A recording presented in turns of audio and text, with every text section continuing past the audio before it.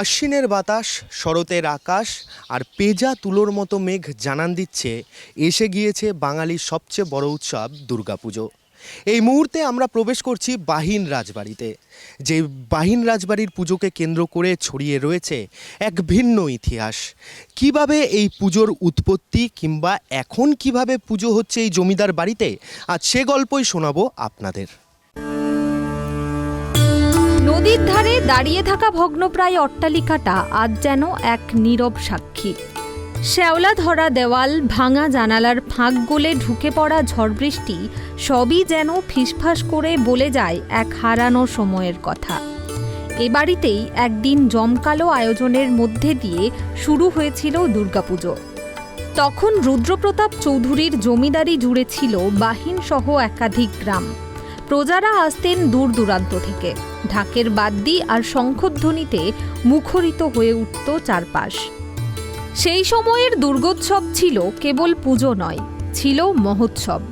টানা 7 দিন ধরে প্রজাদের জন্য মহাভোজের আয়োজন হতো। দুপুর গড়ালে সবাই ভিড় জমাতেন যাত্রাপালার আসরে। রাতের অন্ধকারে আলো ঝলমলে সার্কাস মঞ্চে হাসি, উল্লাস, বিস্ময় ছড়িয়ে পড়ত চারদিকে।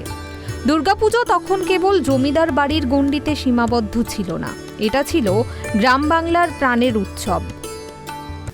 আগে তো এটা জমিদার বাড়ি পুজো ছিল, প্রায় 300-400 বছর আগেকার পুরনো। এই আমাদের এটা সিংহবাহিনী, মা সিংহবাহিনী থেকে মা দুর্গা পুজো। এখানে আগে প্রতিদিন মা সিংহবাহিনীর পুজো হতো, প্রতিদিন হতো। এখন সিংহবাহিনী চুরি হয়ে যাওয়ার পর এখন তো জানেন ইতিহাসটা আগে। এখন তো আমরা দুর্গা পুজো করি। এখন জমিদারদের পুজো ছিল, এখন এটা আমরা সার্বজনীন দুর্গা পুজো করা হয়েছে। এটা জমিদারদের পুজো ছিল জমিদারদের মতো, তখন জমিদাররা জমিদারদের মতো পুজো করতো। এখন আমাদের সার্বজনীন দুর্গা পুজো, আমরা গোটা গ্রামবাসী মিলে পুজো করি। কিন্তু সময়ের স্রোত কারো জন্য থেমে থাকে না। জমিদারি প্রথা শেষ হলো, জমিদার পরিবার ছড়িয়ে পড়লেন শহরে। যারা একসময় এই প্রাসাদের দোতলায় দাঁড়িয়ে পুজো দেখতেন, তাদের উত্তরসূরিরা আজ আর ফেরেন না। প্রাসাদের দরজায় আজ নীরবতা, দেওয়ালে ফাটল, উঠোনে ঝরে পড়া শুকনো পাতা। তবুও অদৃশ্য এক টান আজও বেঁধে রেখেছে গ্রামবাসীদের। কারণ এই পূজা আর শুধু জমিদার বাড়ির নয়, এটা এখন গ্রামের পুজো। বাহিন গ্রামের মানুষজন নিজেরাই চাঁদা তোলেন, শ্রম দেন, ভোর থেকে রাত পর্যন্ত একসঙ্গে কাজ করেন শুধু দেবীকে বরণ করার জন্য। কেউ সাজান প্রতিমার প্যান্ডেল, কেউ তালপাতার পাখা নেড়ে ঢাকির পাশে দাঁড়ান, আবার কেউ বা ভোগ রান্নার জন্য হাত বাড়িয়ে দেন। পুজোর সময় গোটা গ্রাম যেন এক পরিবার হয়ে ওঠে। আমাদের এই এরিয়ায় আপনার বিঘোর, কাচনা, ধাসনা, বাটনা, সুতাতর এইসব কোনো জায়গায় দুর্গাপুজো হতো না। আমাদের দিকে সুভাষগঞ্জে এদিক থেকে একটা জায়গায় দুর্গাপুজো, শুধু এখানেই আমাদের বাহিনীর দুর্গাপুজো, জমিদার বাড়ির দুর্গাপুজো হতো। তখন জাঁকজমক ছিল, এখনও জাঁকজমকই আছে, তবে তখন নিষ্ঠার সঙ্গে পূজা হতো। আমাদের এখানে একটা সবচেয়ে গুরুত্বপূর্ণ ব্যাপার হচ্ছে, আমরা এখানে যেটুকুনো পূজা করি যেটা নিষ্ঠার সঙ্গে পূজা হয়, যেটা জমিদারভাবে প্রথা ছিল, ওই প্রথা অনুযায়ী আমরা এখনও এই নিয়ম মানে পূজা করছি। হয়তো এখন আর নেই সোনালি দিনের সেই চাকচিক্য, নেই 7 দিনের মহাভোজ বা যাত্রাপালা। তবুও গ্রামবাসীদের বুকভরা ভালোবাসায়, ঐতিহ্যের প্রতি অটল শ্রদ্ধায় প্রতি বছর নতুন করে আলো জ্বলে ওঠে ভগ্নপ্রায় জমিদার বাড়ির অঙ্গনে। ঢাকের আওয়াজে, শঙ্খধ্বনিতে আর ভোগের গন্ধে আবারও যেন ফিরে আসে সেই প্রাচীন দিনের আবহ।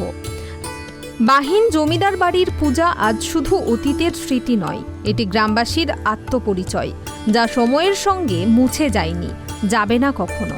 এখানে দশমীর দিন, নবমীর দিন আমাদের এখানে অন্নভোগ হয় সর্বসাধারণের জন্য। আর দশমীর দিন আমাদের এখানে একটা মেলা হয়, প্রচুর লোকজন আসে। রায়গঞ্জ, আপনার পুজো দেখতে তো রায়গঞ্জটা আমাদের কাছে নিজের বাড়ির মতো আসে, বাইরে থেকে আসে। যেমন আপনার এটা কালিয়াগঞ্জ, ইটাহার, তারপর হচ্ছে বুনিয়াদপুর, এই সব জায়গা থেকে আমাদের এইখানে কিন্তু পূজা দেখতে আসে। এটা আজকে খুব ভালো লাগে, আমাদের এখানে আসে সবাই পুজো দেখতে, আমাদের খুব ভালো লাগে। আগের মতো আর সার্কাস বা যাত্রাপালা নেই, তবুও দেবীর আরাধনা থেমে নেই। গ্রামবাসীদের সহযোগিতা, সরকারি অনুদান সব মিলিয়ে প্রতি বছরের মতো এবারও চলছে মায়ের আরাধনার প্রস্তুতি। দশমীর দিন বসবে ছোট্ট মেলা। সেই মেলায় আসবেন পাশের গ্রামের মানুষজন, কিনবেন খেলনা, খাওয়া হবে জিলিপি, ঘুগনি। একদিনের সেই ছোট্ট মেলাতেই গ্রামীণ আনন্দের রং ছড়িয়ে পড়ে চারপাশে। উদ্যোক্তাদের দাবি, জমিদার বাড়ি ভেঙে যাক, জমিদাররা দূরে থাকুন, তাতে কি, আমরা তো আছি, আমাদের গ্রাম আছে, আমাদের মা দুর্গা আছেন। যতদিন এই গ্রাম থাকবে ততদিন বাহিনের পুজো থাকবে। এই মুহূর্তে আমি দাঁড়িয়ে রয়েছি সেই বাহিন রাজবাড়ির মন্দির প্রাঙ্গণে, যেখানে প্রায় 350 বছর ধরে হয়ে আসছে মায়ের আরাধনা, সেই পুরনো চিরাচরিত প্রথা মেনেই। সময় বদলেছে মানুষ, কিন্তু বদলায়নি বাহিন রাজবাড়ির দুর্গাপুজোর সেই আবেগ এবং সেই পুরনো টান। আজও কিন্তু এখানকার স্থানীয় বাসিন্দারা সার্বজনীন দুর্গা উৎসব হিসেবেই করে আসছেন মায়ের আরাধনা। হাতে আর মাত্র কটা দিন, তারপরেই মায়ের আগমন ঘটবে মর্তে, এবং যাকে কেন্দ্র করে কিন্তু এখন বাহিন রাজবাড়ির মন্দির প্রাঙ্গণে জোর তৎপরতা। ক্যামেরায় বিনয় বর্মনের সঙ্গে দেবজ্যোতি সোমের রিপোর্ট, ট্রাইব টিভি বাংলা।